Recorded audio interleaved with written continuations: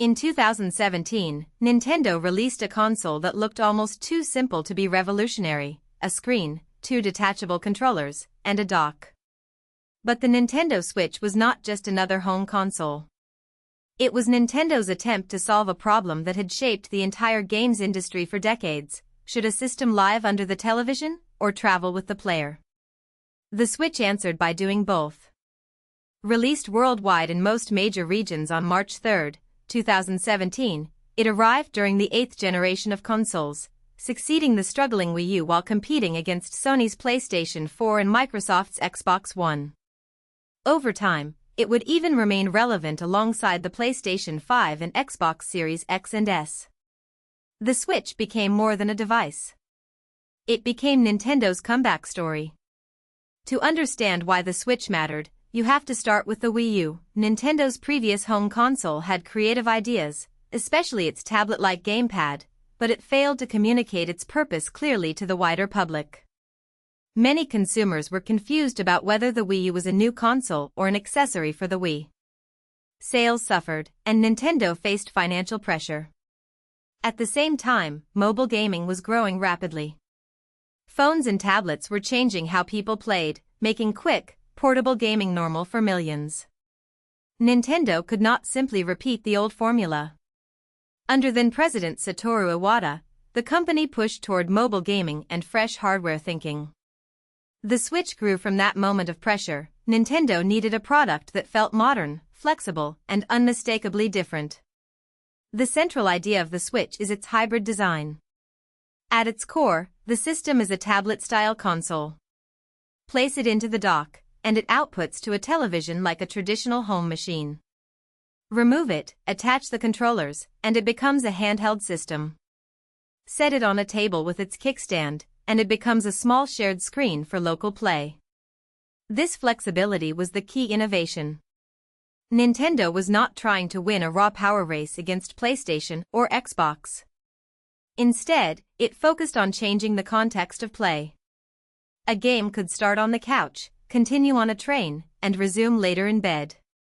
That continuity made the hardware feel less like a box in one room and more like a personal gaming companion. The Joy-Con controllers were central to making the hybrid concept work. Each side of the console could detach and function either as part of a full controller or as a small individual controller. Attached to the Switch, they turned the system into a handheld. Slid into a grip accessory, they resembled a separated gamepad. Held separately, they allowed motion controls, shared multiplayer, and more relaxed hand positions. The Joy-Con included buttons, analog sticks, motion sensing, and tactile feedback, giving developers several input options.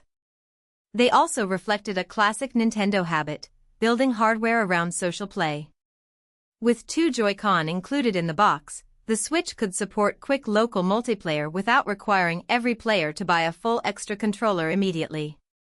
The Switch was designed for a wide demographic, and that mattered. Nintendo was not aiming only at the dedicated home console audience. It wanted families, commuters, children, adults, longtime Nintendo fans, and people who had drifted away from console gaming. The multiple play modes helped make that possible. Handheld mode appealed to people who valued convenience. Docked mode appealed to players who still wanted a living room experience. Tabletop mode made the system feel spontaneous, turning almost any flat surface into a multiplayer setup. This broad design philosophy separated the Switch from competitors focused mainly on performance, online services, and cinematic presentation. Nintendo bet that flexibility and accessibility could be just as powerful as graphics horsepower. A console's concept can attract attention, but its games determine whether people keep playing. Nintendo knew this, especially after the Wii U struggled with limited third-party support. For the Switch, the company moved early to build confidence among developers and publishers.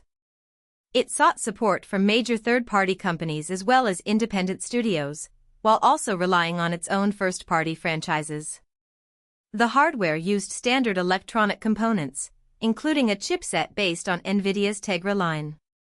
That choice was important because it made development more familiar and helped compatibility with existing game engines.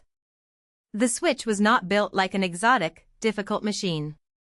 It was meant to be approachable for developers, increasing the chances that more games would actually arrive on the platform. Nintendo also made important distribution choices. Switch games could be purchased physically on small flash-based ROM cartridges, or digitally through the Nintendo eShop. The use of cartridges supported the portable nature of the device, small, durable, and quick to swap. Digital distribution gave players instant access and allowed independent developers to reach the audience more directly. Another important feature was the lack of region lockout. Earlier consoles often restricted games based on geographic region, but the Switch let players use software from different markets more freely. This matched the global, portable identity of the system. The Switch was built for movement, between rooms, between playstyles, and even across international game libraries. Connectivity was another part of the Switch's identity. The system software supported online gaming through internet connectivity, allowing players to compete and cooperate remotely. But Nintendo also preserved a more local style of play through wireless ad hoc connectivity between consoles. That meant multiple Switch systems could connect nearby without relying entirely on a traditional living room setup.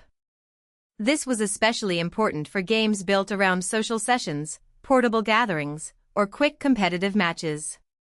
Nintendo has long valued face-to-face multiplayer, and the Switch carried that idea into modern hardware. It was a console designed not only for isolated single-player experiences, but also for moments where people gather, detach controllers, link systems, and start playing wherever they happen to be. The Switch received positive reviews when it launched, but not because it was perfect. Critics praised the innovative concept, intuitive design, and growing software library. The device immediately made sense once people used it: dock, undock, detach, share, continue. That ease of understanding was a major improvement over the Wii U's confused messaging. However, the hardware also faced criticism. Some users and reviewers pointed to controller and hardware issues, including concerns around the small size and feel of the Joy-Con and later complaints associated with controller reliability. The system's power was also modest compared with rival home consoles. But Nintendo's argument was never that the Switch was the strongest box. It was that it offered a different kind of freedom. Nintendo expanded the Switch family with two major revisions. The Switch Lite, released on September 20, 2019, removed the hybrid promise in favor of a dedicated handheld design. It was smaller, lighter, and aimed at players who cared most about portable gaming. Then, on October 8, 2021, Nintendo released a higher-end model with an OLED screen. The OLED version did not reinvent the platform, but it improved the portable experience with a more vivid display and a more premium feel. These revisions showed how adaptable the Switch concept had become. Nintendo could serve budget-conscious handheld players, standard hybrid users, and those who wanted a better screen without fragmenting the software library into completely separate platforms. Commercially, the Switch became one of the most successful consoles ever made. By December 2025, Nintendo had shipped over 155 million units worldwide. That made it the best-selling Nintendo console and the second best-selling console overall, behind only the PlayStation 2. Those numbers are especially striking. Because the Switch entered the market after the Wii U, one of Nintendo's most difficult hardware eras. Its success proved that the company could still reshape the industry without chasing the same technical priorities as its competitors. The Switch succeeded because its value was easy to demonstrate. One device could be a home console, a handheld, and a shared multiplayer machine. That simple promise became a massive global selling point.